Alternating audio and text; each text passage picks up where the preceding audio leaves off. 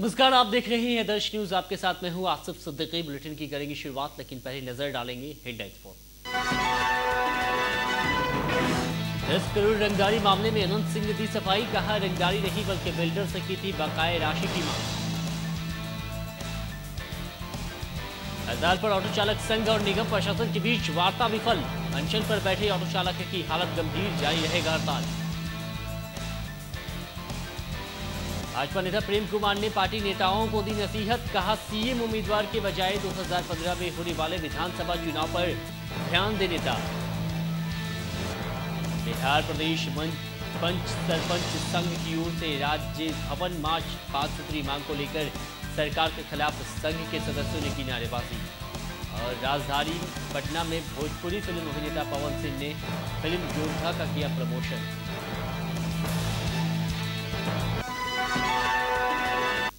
Prime time में खबरें विस्तार से। सबसे पहले बात, रंगदारी मामले पर अनंत सिंह की सफाई की।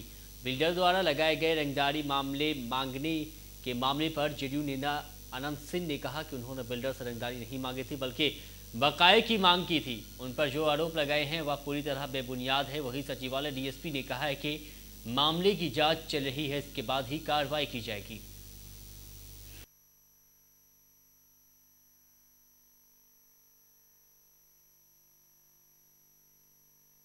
बोला हमको बात करा दीजिए, उसको तो कहे कि हमारा कागज दिखाइए, तो कागज हम लेके गए।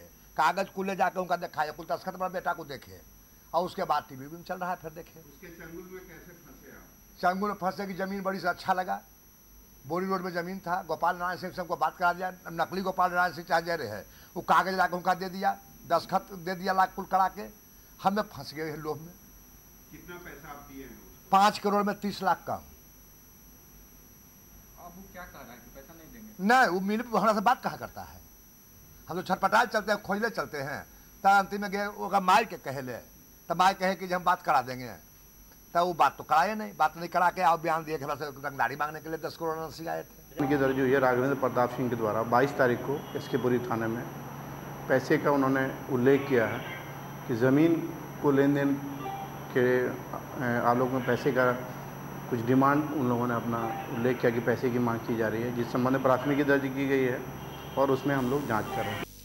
पटना की साफ सफाई को लेकर हाईकोर्ट द्वारा की गई टिप्पणी पर नगर विकास मंत्री सम्राट चौधरी ने कहा कि नगर निगम की लापरवाही के कारण यह स्थिति उत्पन्न हो गई है। वहीं राज्य सरकार द्वारा दिए गए पैसे वापस हो रहे हैं। हमारे लोग तो उसमें प्रयास कर ही रहे थे। माननीय उच्च न्यायालय ने जो निर्देश दिया उसको हम लोग पढ़ते हैं, आखिर क्या टिप्पणी उन्होंने किया है। और स्वाभाविक है, हम लोग को खूबसूरत बनाना है।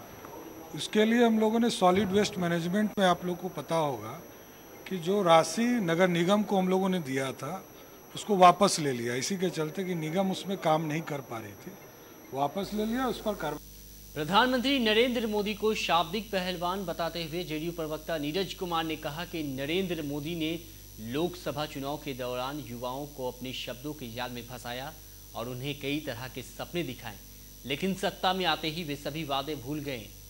एक घोषणा पत्र में सरकारी क्षेत्र में रोजगार की चर्चा नहीं, तो ये शाब्दिक पहलवान के रूप में माने जाएंगे। भाई ये शब्द के जादूगर माने जाएंगे, लेकिन देश की जनता के माली हालात में बदलाव हो, इस दिशा में कुछ दिखाई नहीं पड़ता है।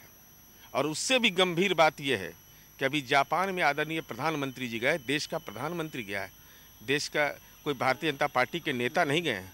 और जो बयान उन्होंने दिए हैं देश के जो सेकुलर क्रेडेंशियल के लोगों के बारे में, यह बिल्कुल देश के संविधान में जो शपथ आदरणीय प्रधानमंत्री जी ने लिया है उस मर्यादा के विपरीत इनका आचरण हुआ है। उधर आरजेडी नेता तनवीर हसन ने केंद्र सरकार को हर मोर्चे पर विफल करार देते हुए कहा कि नरेंद्र मोदी ने लोगों को जो सपने दिखाए थे वे 100 दिन में पूरे नहीं कर पाए। केंद्रीय मंत्री अपने में ही उलझे हुए हैं। साथ ही उन्होंने केंद्र सरकार को 10 में से 2 नंबर दिए।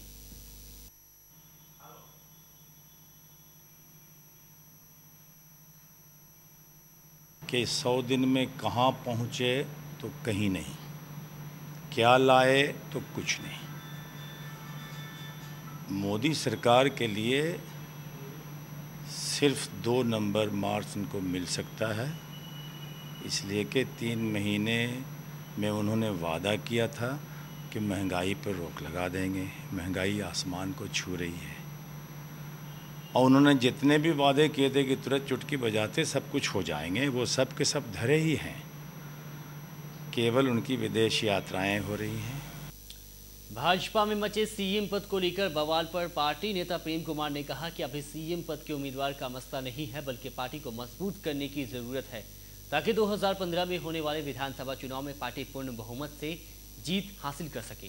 भारतीय जनता पार्टी गठबंधन में हमारे साथ लोक जनशक्ति पार्टी और राष्ट्रीय लोक समता पार्टी आपस में एकजुटता का आपस से मिलजुल करके पिछली बातों को भूलते हुए जा करके और एक सामूहिक नेतृत्व में हमने कहा है कि यदि बिहार की जनता की अपेक्षा बिहार की जनता परिवर्तन चाह रही है, जो हालात बिहार में हैं, अपराध बढ़ रहे हैं, विकास अवरुद्ध हो गया है, जनता जो मैंडेट दी थी 2010 में उसके अनुरूप सरकार काम नहीं कर रही जा करके, उस परिस्थिति में जनता को लग रहा है कि हमारे जनादेश का अपमान हुआ जा रहा है, तो जनता परिवर्तन चाह रही है।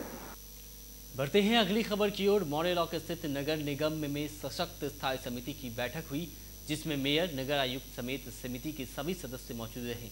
इस मौके पर मेयर अफजल इमाम ने कहा कि समिति की बैठक में कचरा प्रबंधन प्रस्ताव को पारित कर दिया गया है। वहीं नगर आयुक्त पर निशाना साधते हुए उन्होंने कहा कि नगर आयुक्त इस प्रस्ताव को पास होने नहीं देना चाहते हैं, जिसके चलते पार्षद द्वारा जमकर हंगामा किया गया। सभी सदस्यों ने कहा कि 5 सदस्य अभी मौजूद हैं, उसके बाद आप कह रहे हैं कोरम नहीं। उसके बाद वो चिल्लाने लगे, लेकिन सभी माननीय सदस्यों ने और हमने संयम रखकर कहा कि आप चाहते हैं कि ये कचरा प्रबंधन का प्रस्ताव पारित ना हो, क्योंकि हमें शहर की फिक्र है।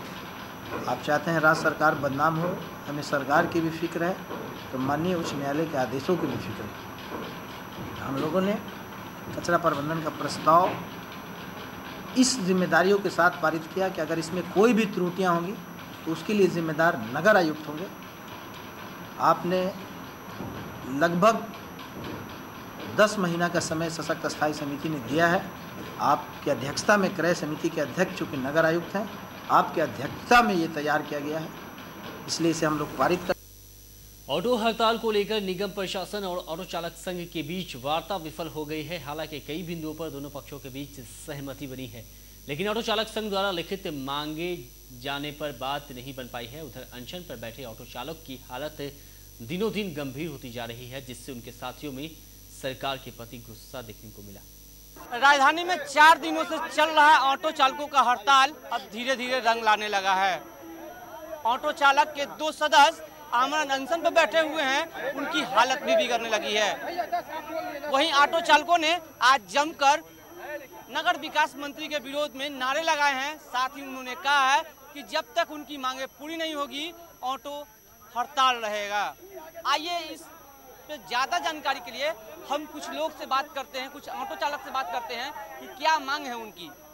हम लोगों के 2 साथी जो अनशन पर बैठे हुए हैं, उनकी चिकित्सा सुविधा अभी तक सरकार की ओर से नहीं दी गई है और उनकी हालत दयनीय होते जा रही है। अगर किसी तरह की अपवाद में घटना घट गई तो पटना जिला से जो भी सड़कें जुड़ती है या इस राजधानी को जोड़ती है, सभी के मुख्य मार्ग को हम लोग अवरुद्ध कर देंगे। देखा कि बिल्कुल जो ऑटो चालक है वो आंदोलन के मूड बनाए हुए हैं, चूंकि इनकी मांग जो है अभी तक पूरी नहीं हुई है और ना ही बिहार सरकार के कोई बड़े पदाधिकारी इनसे मिलने के लिए आए हैं। चूंकि इनके 2 सदस्य जो है ऑटो चालक है, उनकी भी हालत जो है काफी गंभीर बनी हुई है, काफी हालत बिगड़ गई है।